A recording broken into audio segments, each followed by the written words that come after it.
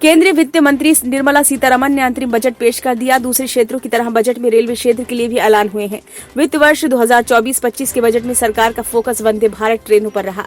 अंतरिम बजट में वित्त मंत्री ने कहा कि 3 प्रमुख आर्थिक रेल गलियारा कार्यक्रम क्रियान्वित किए जाएंगे।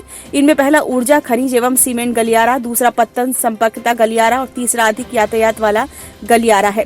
बहुविध मॉडलों वाली संपर्कता यानी कि कनेक्टिविटी को संभव बनाने के लिए प्रधानमंत्री गति शक्ति के अंतर्गत इन परियोजनाओं की पहचान की गई है। इनसे रसद व्यवस्था संबंधी कार्यकुशलता बढ़ेगी और लागत में कमी आएगी। इसके चलते अधिक यातायात वाले गलियारों में भीड़ कम होने से यात्री ट्रेनों के परिचालन में सुधार लाने में भी मदद मिलेगी और यात्री सुरक्षा एवं यात्रा की रफ्तार बढ़ेगी। समर्पित माल भाड़ा गलियारों के साथ साथ इन 3 आर्थिक गलियारा कार्यक्रमों से हमारी जीडीपी की विकास दर बढ़ेगी तथा रसद व्यवस्था संबंधी लागत में भी कमी आएगी।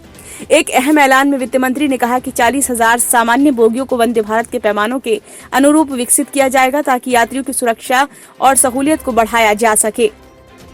केंद्रीय वित्त मंत्री निर्मला सीतारमण ने पिछली बार रेलवे क्षेत्र के लिए भी कई अहम ऐलान किए थे। वित्त मंत्री ने बजट में रेलवे के लिए 2 करोड़ 40 लाख रुपए के पूंजीगत परिव्यय की घोषणा की थी। ये वित्त वर्ष 2013-14 में किए गए परिव्यय का लगभग 9 गुना था।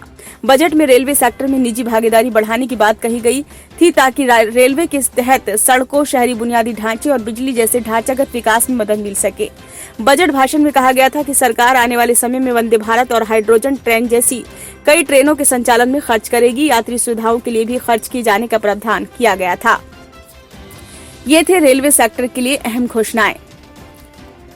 2.5 लाख करोड़ का खर्च रेलवे सेक्टर में, रेलवे में निजी क्षेत्र की भागीदारी, 17 करोड़ 297 लाख रुपए से रेलवे की पटरियों का नवीकरण, 45,000 करोड़ रुपए का रेलवे सुरक्षा निधि में हस्तांतरण। पिछले बजट में रेलवे ने अपने आय और व्यय का ब्यौरा भी उपलब्ध कराया था। उसने 2023-24 बजट में यात्रियों से 70,000 करोड़ रुपए की कमाई का अनुमान लगाया था, जो कि पिछले बजट सत्र में 64,000 करोड़ था। वहीं माल ढुलाई से वित्त वर्ष 2023-24 में 1 करोड़ 79 लाख रुपए की कमाई होने का अनुमान था, जो कि 2022 और 23 बजट में 1 करोड़ 65 लाख रुपए था।